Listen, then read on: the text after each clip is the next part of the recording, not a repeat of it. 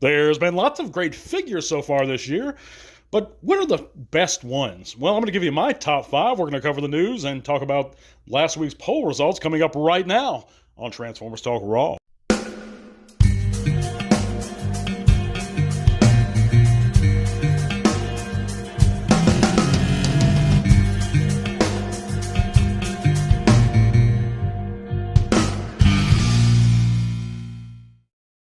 That's right, guys and gals. Thanks for coming back to another TTRP. That's a Transformers Talk Raw podcast on YouTube and Spotify, wherever you're coming in listening from. Thank you so much again. If you guys like to support the channel further, you can check out our Patreon or all those great links in the description below. It's going to take you to all kinds of cool stuff. You know the spiel, guys. Check out our Facebook group. Check out my buddy Jed's music. Check out everything below. Lots of awesome things down there. But let's just get right into it this week, guys. I'm going to give you my top 5 figures of 2024 so far. I know it's a little bit early for this list, but it's a fun little list, and there's some great figures to talk about. My runner-up so far this year is going to be one, and my criteria is that I have to own all of these, except for my runner-up, which I don't own, and that's probably why it's a runner-up. It's going to be the Studio Series 86 Optimus Prime. This figure is highly anticipated. It was, and it is, and I think it's just now getting in the hands of most collectors who are after it. I'm not really after it. I'm happy with my Earthrise, but I can see the appeal in this figure. It is a good-looking figure, and if you don't have an Earthrise already, or you just like the look of it that much, I can certainly see the appeal. It is a premium price, in my opinion, even for what you're getting. And but it does have a great-looking, screen-accurate sculpt. It's great tune paint job, and I just think it is better than all but 5 of the figures so far this year. That's my runner-up. Only because I don't own him, and I'm not going to own him, does he make that spot. My number 5 is going to be the Legacy Gears, surprisingly, and this one truly shocked me when I got him in hand, guys, because he is a great figure. A lot of people said in alt mode he was a little gappy. I don't think that's necessarily the case, but even if it was, whatever he is, it doesn't bother me. I think he has a great alt mode, a almost perfect tune-accurate robot mode, and for retail price, and he's still readily available at a lot of places, I think he's a steal, guys, and this is a really great figure. It's the Gears we've been waiting for many years. There's been some minor complaints about some QC problems, gapping in the head where the mold fits together. I don't have that problem on my copy, so I'm just speaking again for myself.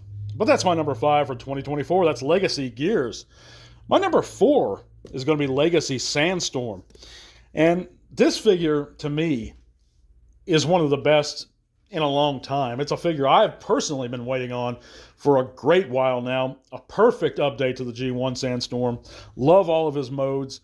Love his transformation. To me, he feels solid in the hand. I love the fact that they're at least emulating real rubber tires. I think that's a great touch. I know people have some complaints about these pegs in his chest piece that flip up and down. I don't feel those complaints are truly warranted. It doesn't bother me very much at all. It's not like it just flops around everywhere. To me, it's a great, great figure. And for the price, could it be a little cheaper? Could he have been released, or would he have been released at a Voyager price point a few years back? Probably. But I still think it's a great figure. And if you don't own this one and you have any sort of love for the character of Sandstorm, pick this one up. And, I think part of why I love this figure so much is I owned the G1 Sandstorm as a kid. Well, my older brother owned him, but I messed with him quite a bit, and I have a really nostalgic place in my heart for this character, especially with that toy-accurate face. That's another point of contention with many collectors, is that he didn't have a mouth plate in the G1 cartoon, but the toy did have a mouth plate. And I think that's why I might rank him a little higher than most folks, but I digress. He is a wonderful, wonderful figure. Moving on, taking the number 3 slot, or the middle slot, is the comic edition Grimlock. And this is, of course, the comic-colored repaint of the Studio Series 86 Grimlock, which was a fantastic figure in its own right. And this release gives a lot of people another opportunity to own that great mold in non-banana style colors.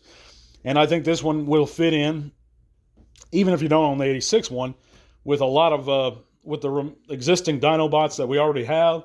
So he's a great alternative in case you missed out on that Studio Series 86 release. He's just in comic book inspired colors, but the accessories also make this figure. He comes with the 3 remaining Dinobot swords that we are missing. And of course, he comes with Grimlock's own sword, but I think Swoop also came with a sword for Grimlock. But now he gives you, a chance to display your Dinobots, your 86 Dinobots, in a G1 toy kind of display option, because the toys had swords originally. So I think the accessories, the mold, and even the really cool comic-inspired paint job makes this figure worth it. Of course, he comes with that great crown, too. But he's going to take the number 3 spot at the best 24 figures so far. Number 2 might surprise some folks, and that's going to be the Studio Series 86 Frenzy. At retail price, and I take all things into consideration when I made this list, guys. At retail price, which is around $10, I think this figure is entirely worth it. Now, I wouldn't pay $20. I wouldn't pay $30 like they're asking online for him and his buddy Rumble.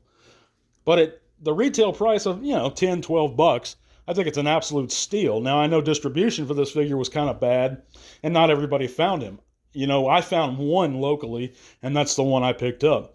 And he is fantastic. As far as 2024 goes, and I missed out on the 86 Rumble because I have the Siege Rumble, so I really wasn't stressing about it. But I'm going to tell you something, that this mold is better than the Siege mold, hands down. But, but I'm not going back and paying $30 for a Rumble. That's why I'm not doing it. It's not because the mold is bad.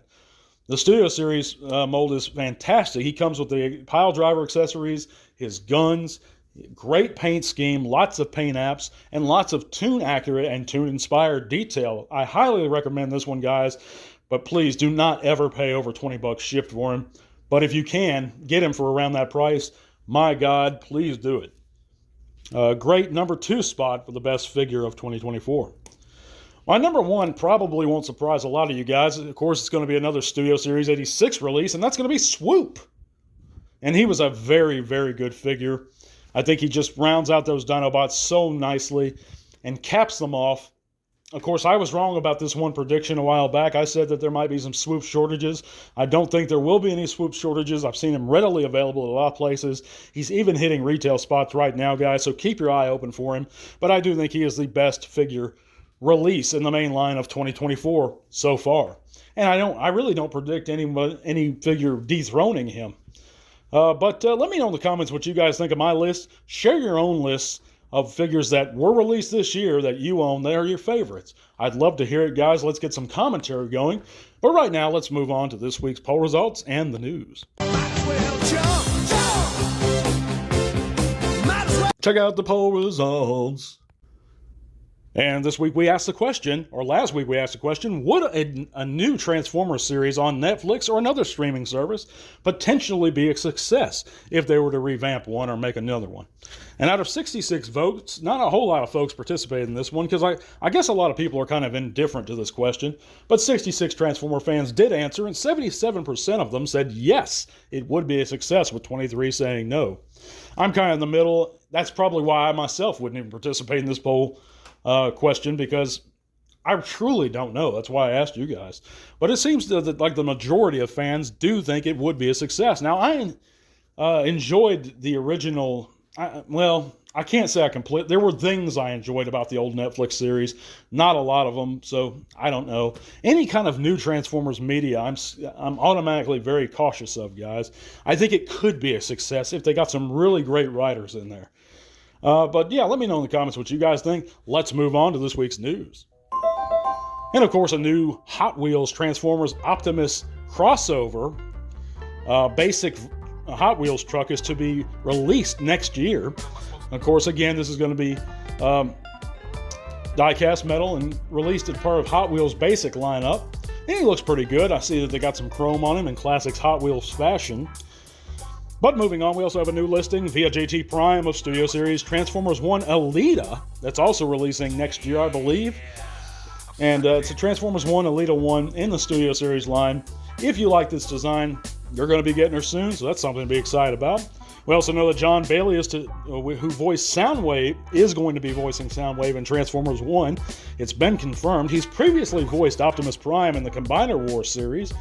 So that's pretty neat if you know that actor. And he has previous Transformers voice acting experience.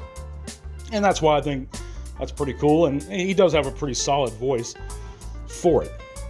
But also we know that the Earthspark one-step flip changer Chaos Terran Spitfire has now been found at U.S. retail, and he should be getting to your location real soon. If you like the look of this figure, I'm not crazy about the designs, but if you like it, he's going to be coming real soon near you if you're in the U.S. Of course, we also know that the Super 7 40th anniversary blind box reaction figures have been found at U.S. retail in Target. Of course, these consist, the Wave 1 at least, consists of characters like Bumblebee, Megatron, Optimus, and Soundwave. And they look really good. I love the reaction figures, by the way, guys. I just got the reaction Quintesson in. It's really solid, and I don't even think it's too small for a Quintesson. So I think that's a really great replacement if you missed out on the Earthrise, or if you just want a couple extra Quintessons. I think his scale is actually really good with the main line, but that's my opinion.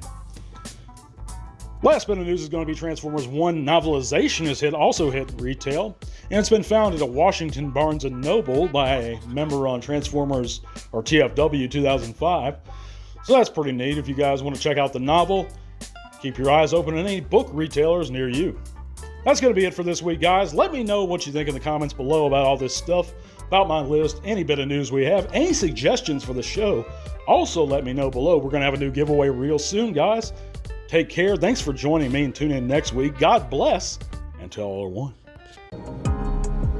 This podcast is made possible thanks to the support of listeners like you. Thank you.